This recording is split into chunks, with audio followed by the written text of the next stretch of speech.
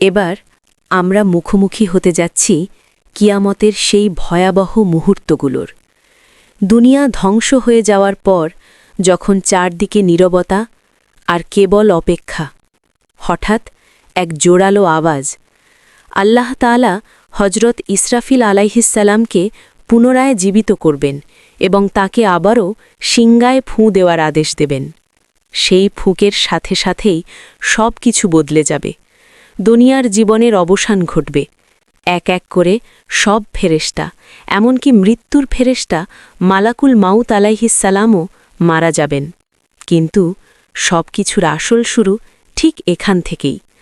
আর সিংগায় ফুঁ দেওয়া হবে, অতঃপর আমি তাদের সকলকে একত্র করব।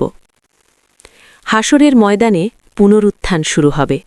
হজরত আদম আলাইহিসসালাম থেকে শেষ মানুষ পর্যন্ত যারা কখনো পৃথিবীতে বেঁচে ছিল, তাদের সবাইকে পূর্ণ জীবিত করা হবে। এই দুনিয়া আর আগের মতো থাকবে না। এটি রূপ নেবে একটি বিশাল সীমাহীন